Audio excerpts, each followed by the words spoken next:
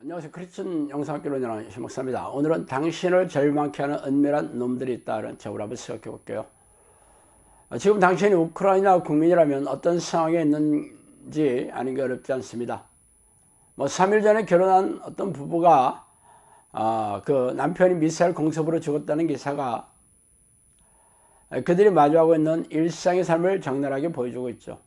그래서 어둡고 습기찬 방공에서 미사일이 날아온다는 공습 사이렌을 자장가처럼 들으며 살아가고 있다면 죽음이 당신을 이 공포에서 데려가주기를 바라고 있을 것입니다.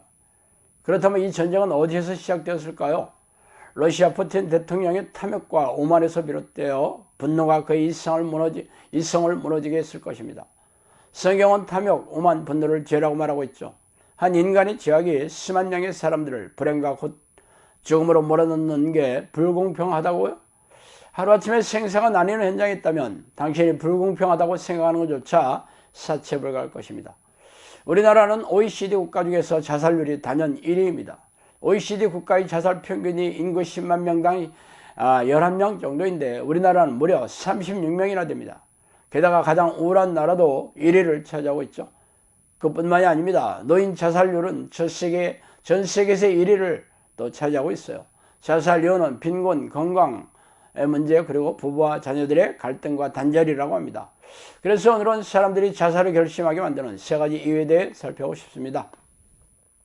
먼저 빈곤의 문제입니다. 그러므로 염려하여 이르기를 무엇을 먹을까, 무엇을 마실까, 무엇을 입을까 하지 말라. 이는 다 이방인들이 구하는 것이라. 너희 하늘 아버지께서 이 모든 것이 너에게 있어야 할 줄을 아시느니라.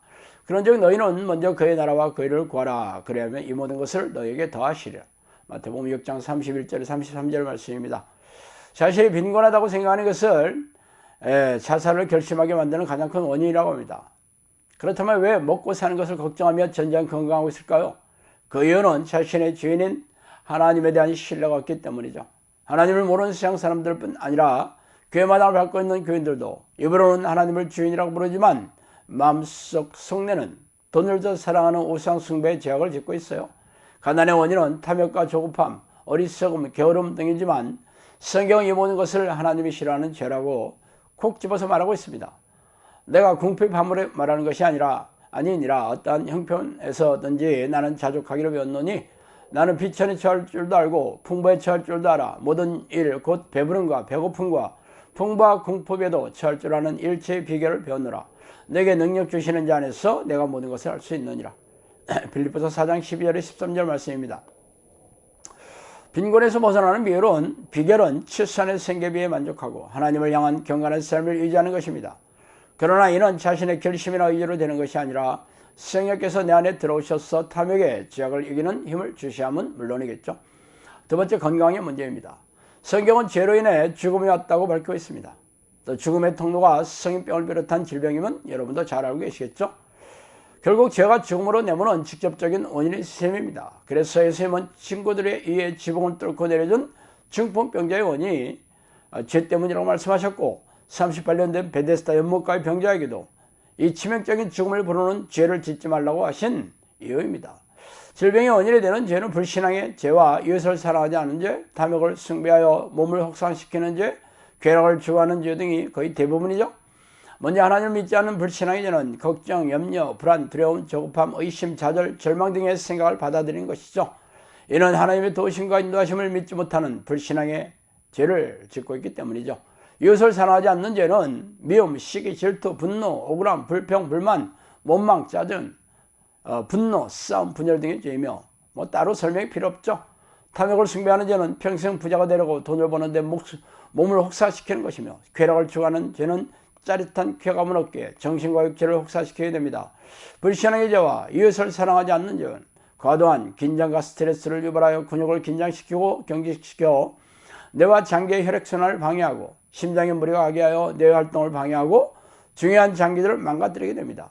탐욕의 죄는 끝없이 정신과 몸을 혹사하여 면역력을 잃게 하여 또 쾌락을 추구하는 죄는 짜릿한 쾌감으로 인해 교감 신경계를 항진시켜 심장을 과도하게 뛰게 하여 무리가 하고 필요하게 만들어 그 기능을 떨어뜨려 망가지게 합니다. 그러므로 귀신들은 죄의 덫을 놓고 죄에 걸려들게 만들어 뇌와 육체에 선수와 영양을 공급하는 혈액이 잘 순환하지 못하게 하거나 혈액을 오염시키고 빈혈을 일으켜 건강을 해치는 것입니다. 그래서 죄에 오랫동안 노출되면 뇌와 심장, 간을 비롯한 육체의 중요한 장기들이 쇠약해지며 면역력을 잃고 정신질환과 고질병에 걸려 죽음을 재촉하게 되는 것입니다. 그렇다면 어떻게 해야 건강이 회복되고 강건하게 됩니까? 평안을 너에게 끼치노니 곧 나의 평안을 너에게 주노라. 내가 너에게 주는 것은 세상이 주는 것 같지 아니하니라. 너희는 마음에 근심하지도 말고 두려워하지 말라. 요한복음 14장 27절이죠. 주 안에서 항상 기뻐하라. 내가 다시 말하노니 기뻐하라. 빌립보서 4장 4절입니다. 주의 영이 계신 곳에는 주는 영이시니 주의 영이 계신 곳에는 자유가 있느니라. 고린도서 3장 17절이죠. 하나님의 나라는 먹는 것과 마시는 것이 아니요 오직 성령 안에 있는 의와 평강과 희락이니라. 로마서 14장 17절입니다. 수고하고 무거운 짐진 자들아 다 내게로 오라. 내가 너희를 쉬게 하리라. 마태복음 11장 28절이죠. 영상께서 올려하는 기도의 내용은 쉬지 않고 하나님을 부르고 성령이 내자는 간구를 하는 기도의 습관을 드리는 것이고 죄를 인지하고 피 터지게 싸우는 것이며 자기 부인하는 훈련하는 것입니다. 그래서 성령이 들어오시면 평안과 기쁨과 자유를 누리도록 해주시고 인생에 힘을 주신다고 약속했습니다. 이는 죄를 지었을 때 생기는 뇌와 육체의 상태와 정반대의 그런 일이 생겨나겠죠. 죄를 짓게 되면 근육이 경직이 되어 혈액순환이 안 되거나 혈액 속에 헤모글로빈이나 혈소판 수치가 적어져서 심장이 과도하게 뛰어 뇌와 다른 중요한 장기의 건강한 피가 턱없이 부족하게 되므로 뇌 활동이 멈춰지고 장기들이 쇠약해져서 질병에 걸리게 됩니다. 그러나 마음과 영혼과 육체를 지으신 하나님께서 하나님이신 성령께서 들어오셔서 평안과 기쁨과 자유를 주시고 삶의 휴식을 주시며 정신과 육체가 릴렉스해져서 건강한 피가 넘치게 생산이 되고 혈액순환이 잘 되어 심장에 부담이 주지 않고 뇌와 각종 중요한 장기가 회복이 되고 건강을 되찾게 되는 것입니다. 자, 세 번째, 부부와 자녀 간의 문제입니다. 환상적인 결혼을 했더라도 3개월이 지나면 현실을 깨닫게 되죠. 10년을 넘게 살았다면 배우자가 왼수라는 생각이 드는 이들도 적지 않아요. 남이라는 자신을 피곤하게 할 일이 없고 고통을 넣어주는 그런 사건도 거의 생기지 않겠지만 한 지붕 밑에서 사는 가족에게 애정의 관계가 얽혀 얽매이게 되는 것이 사실입니다. 가족들이 자신을 괴롭힌 이유를 대자면 수도 없이 많겠지만 자신의 부정적인 생각을 받아들였기 때문에 마음이 어두워지고 고통스럽게 느껴지는 것입니다. 이런 생각이나 느낌을 열거하면 걱정, 염려, 불안, 두려움, 좌절과 절망, 짜증과 분노, 불평과 불만 등의 부정적인 생각이겠죠. 물론 그런 생각을 하게 하는 원인을 제공해준 가족에게 한없는 분노와 절망을 느끼겠지만 성경 부정적인 생각이 하나님의 극도로 싫어하는 죄악이라고 선포하고 있습니다. 부정적인 생각을 쉽게 받아들인 이유는 그런 생각이 죄악이라는 것을 잊고 있기 때문이죠. 이런 부정적인 생각에 죄를 넣어주는 이가 바로 악한 영인들입니다. 악한 영은 죄의 덫을 놓고 유혹하여 걸려들게 만들어 불행과 고통을 주어 생명과 영혼을 사냥하는 무시무시한 놈들입니다. 이에 대한 해결책은 생각보다 간단 명료해요.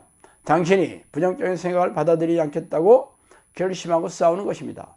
물론 자신의 결심과 의지로 되는 일은 아니지만 죄와 싸우고 죄를 부추기는 악한 영과 싸우는 비결은 십자가 서울의 죄를 대신해서 돌아가신 예수님의 보혈의 능력을 의지하는 것입니다.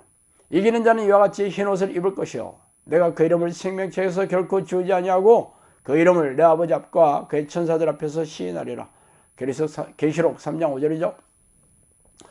결론적으로 당신을 불행하게 만드는 놈들은 죄와 죄를 부추기는 악한 영들이에요. 그러므로 이놈들과 싸워 이기는 자들이 이 땅에서 천국을 누리다가 영원한 천국에서 행복하게 살게 될 것이 불보듯 환한 일입니다. 자, 오늘은 여기까지 하겠습니다. 감사합니다.